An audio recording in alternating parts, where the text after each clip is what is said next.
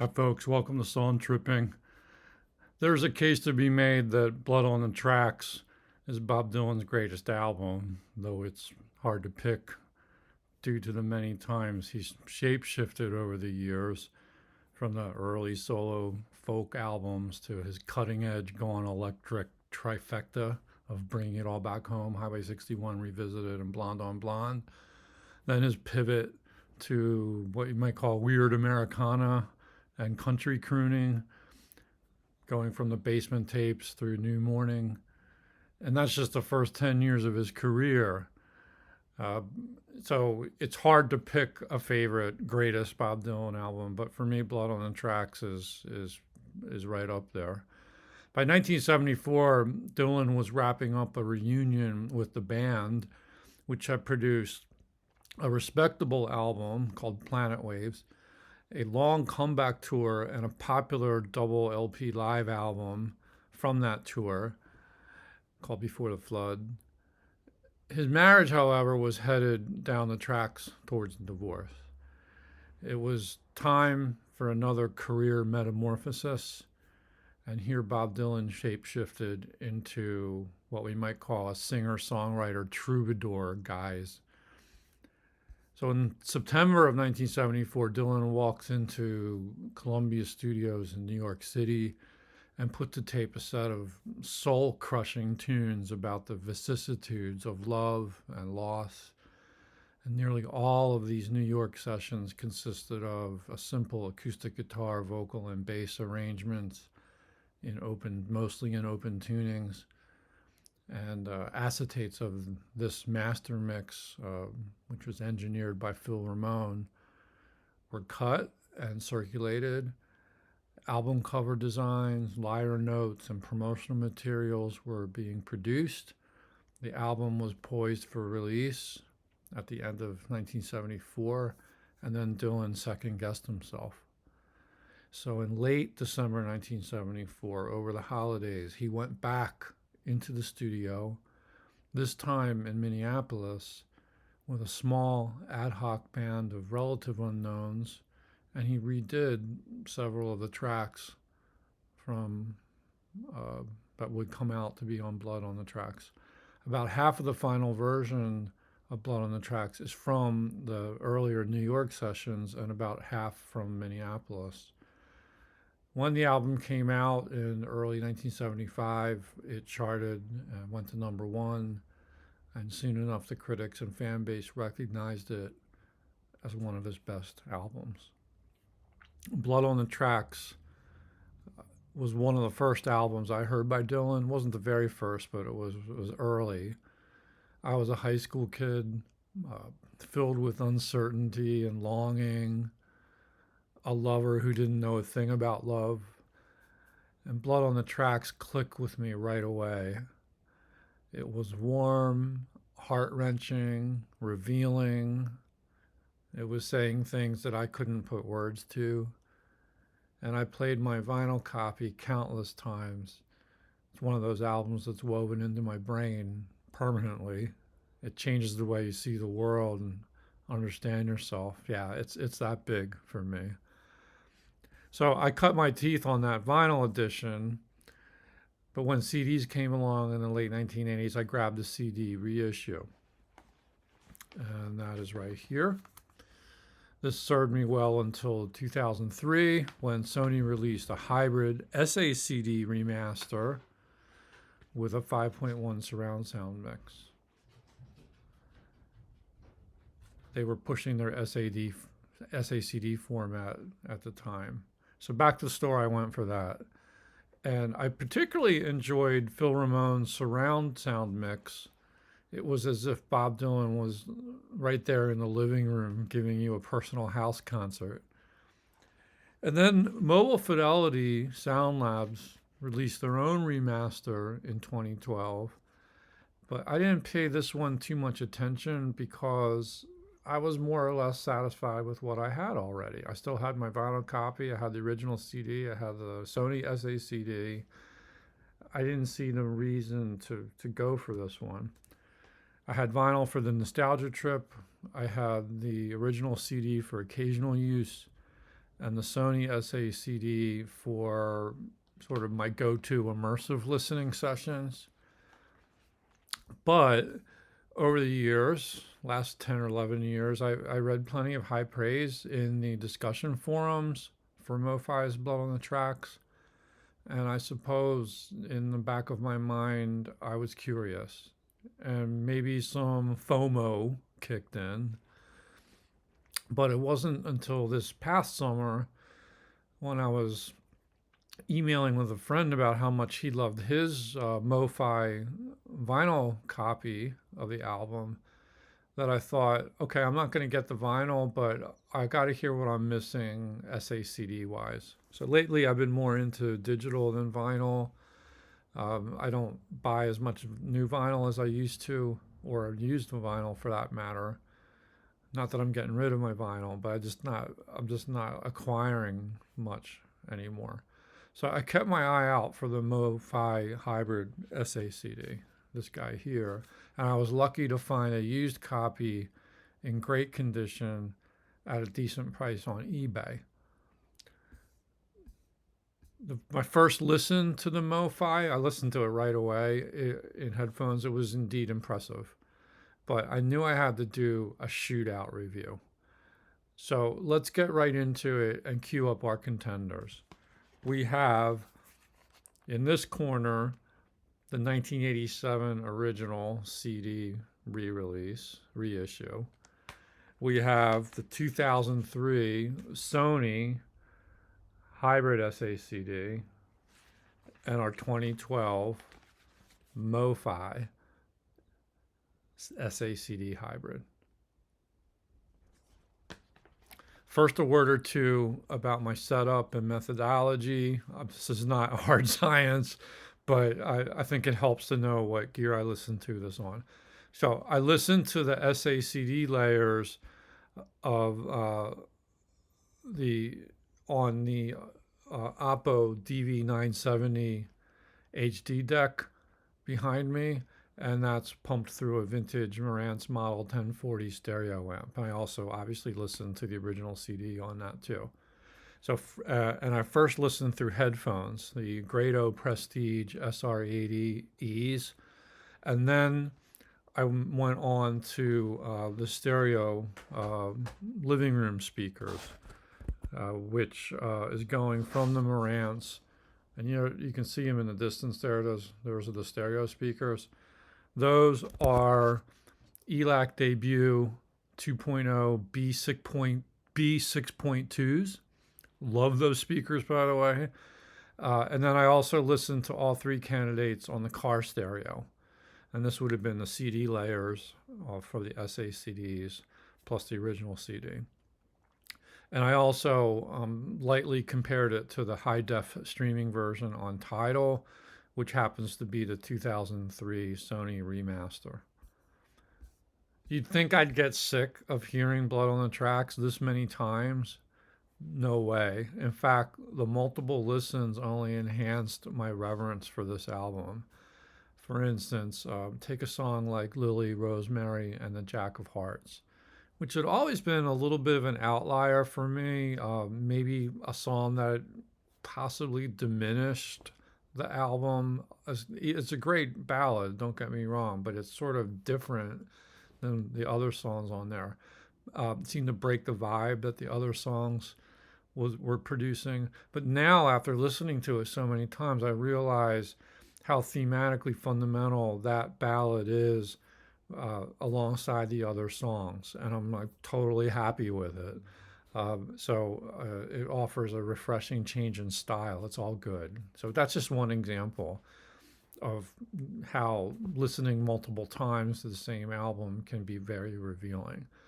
So I'm not going to do a track-by-track analysis in this shootout, primarily because we're not really dealing so much with remixes here, only different masterings. I should note that the Sony SACD does have a 5.1 surround mix, which is a remix, and that was done by the original engineer of those New York sessions, Phil Ramone. and it's a different mastering engineer too than you find on the CD, on the stereo layer. Um, but I can't review that anymore because I don't have a surround system anymore. I never quite took to the surround sound, and my system wasn't very good, and I had to. I was very finicky with it, and it just was too much hassle, and I eventually just got rid of it. But more about that surround mix later. Let's just focus as we compare these three digital presentations on the overall vibe and the impressions that each made over these multiple listens. First of all, how did it sound in the cans in the Grado Prestige headphones? Well, I really liked the MoFi immensely on the first headphone listen. It just felt right. It was warm, cozy, balanced. It oozed vinyl warmth, but it didn't sound muddy at all. And by contrast, when I listened to the Sony 2003 SACD, this in the headphones sounded quite loud, sharp, biting. And on the first couple tracks, especially Tangled Up in Blue, this makes a really astounding impression. It's like you're thinking like, wow, this thing just punches. It sounds great on the Sony SACD, as if this veil has been lifted on it.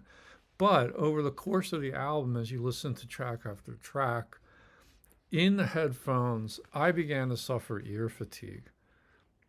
And I remember I was upstairs doing the treadmill, and I was listening on these headphones through a different stereo to the Tidal stream, which uses the stereo remaster from the Sony 2003, and that was done by Greg Colby. By the time I got to Idiot Wind on side one, well, the old side one, which is 4 tracks in, I was maxed out, and I literally had to turn off the stereo. It was just too harsh. So if you're wondering whether there's a significant difference between these two, there is. I think that's absolutely the case. You can hear it. It was instantly noticeable. Now, what about the underdog in this fight? And that is the lowly 1987 CD. In the headphones, I was impressed by how close this matched up to the MoFi. And on one song in particular, You're Gonna Make Me Lonesome When You Go, I think this 87 CD might best the MoFi. I'm not sure why on that song. Also, Meet Me in the Morning was also a really close call between those two presentations. That shocked me, to be honest. Now, I was thinking, why might this original CD sound so good? I have a theory on it. I don't know the provenance of this release. I don't even know who mastered it.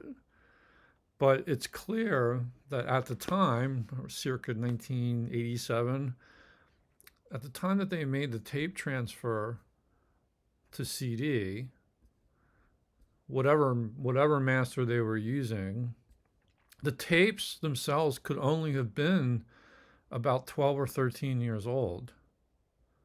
But by the time Mobile Fidelity did their tape transfer to DSD, and again, I don't know when exactly they did that, but they released this in 2012.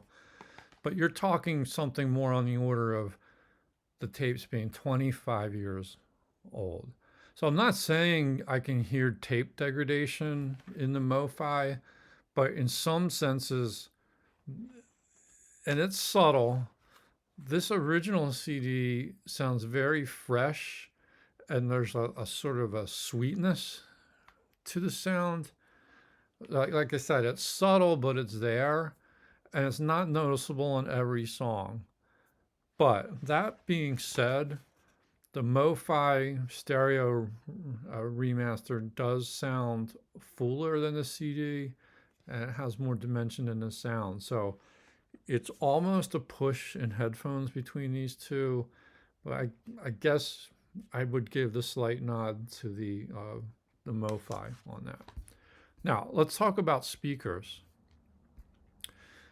This is really what matters the most to me. So when I do my careful listening, through the Elac debut stereo speakers. Here again, the Sony SACD really stood out as being quite loud, crisp, more of an analytical listen. And it was, though, more satisfying and less grating than the experience on the headphones. So it sounded good, and it was real distinct and clear.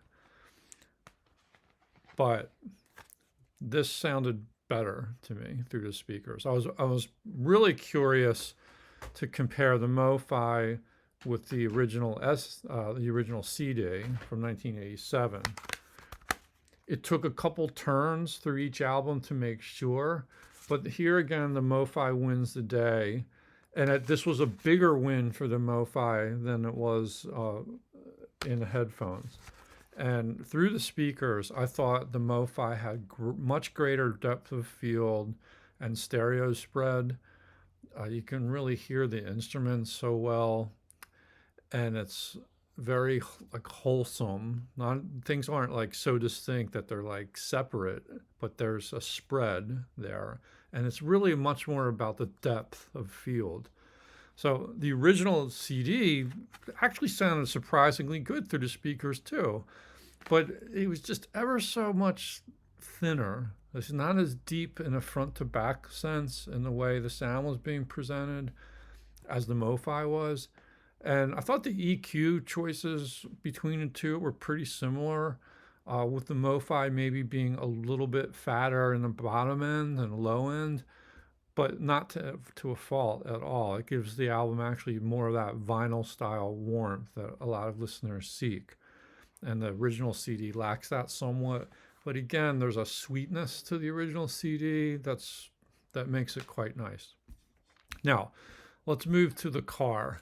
In the car stereo, here I can't listen to the SACD layers. Now I'm listening to the CD layers. So I tested the CD layers of both the Sony and the Mo-Fi against and there's a Sony, against the original CD. Here, actually, the Sony 2003 SACD, because it's more compressed and it's louder, that more emphatic presentation stood out a little bit better here. So between the EQ and the compression, it helps to overcome like the road noise that you encounter when you're in a car. So I thought this was at its best in the car. But the Mo-Fi CD and the original CD acquitted themselves just fine. You might have to goose the volume up a little bit more on both of them. And I really didn't hear as much difference between them as I had through the living room speakers or the Grado headphones. Listening in the car is always a compromise, but as long as you crank up the volume, you'd really be fine with any of these. So what's the wrap? My overall winner in this shootout, the digital version that I would reach for the most, would be the Mo-Fi. The Mo-Fi is, for me, the clear winner. I love its balance, its warmth, its smoothness, the sound stage, that deep and wide sound stage. There's breathing room around the instruments. Dylan's voice like settles into the middle of the pocket just right. But if you're on a budget, this is probably going to cost you, when it's in print, it's new, it's going to be right around maybe $30 or something. My used copy, I forget what I paid for it. It was, I think, in the mid-20s. If you're on a budget, though, and you are willing to browse the used shelves, give this 1987 CD a shot. These can be found used for not much money at all, and it's totally respectable. Yes, you probably have to crank the volume a bit more. And if you primarily listen through headphones, I would suggest giving this one a chance. It really shined the best, I think, in the headphones. A little less so through the speakers, but it was totally respectable through the stereo speakers too, and in the car. Now, what about the Sony 2003 SACD? I was surprised at how much I didn't like it, because going into the shootout, this was my favorite version. There are, however, two scenarios where I would say this 2003 version is deserving of praise. One is in the car, like I talked about, where I thought the loudness was an advantage. And the other is if you have a surround system, this is really your only option. To my knowledge, this is the only surround mix that's available. And what I remember from hearing the surround mix a few times when I had a surround sound system, and that's around the 2003 when I got this, was it was very pleasurable. I really liked it. I just can't comment on it anymore because I don't have a surround sound system anymore. But if surround sound is your thing, you probably should add this to your collection. By the way, the 5.1 mastering, the mix was done by Phil Ramone, but the mastering was done by Darcy Proper. So there you have it. When I want to hear the album in all its glory, I can always go back to the vinyl, but I'll be reaching for the Mo-Fi when I want to hear digital. If I'm playing the album maybe like in a crowded party or social gathering or in a car, I probably would go for the Sony SACD. And if I want the best bang for the buck, I'll go with the original CD. Again, this is the best value, but overall in my shootout, I'm going to agree with so many people in the forums and reviews. The Mobile Fidelity original master recording SACD, to me, was worth it. Let me know your thoughts. What are your favorite digital versions of Blood on the Tracks? Thanks for listening and watching. And if you enjoyed the video, please subscribe and ring the bell. Thanks so much. Bye-bye.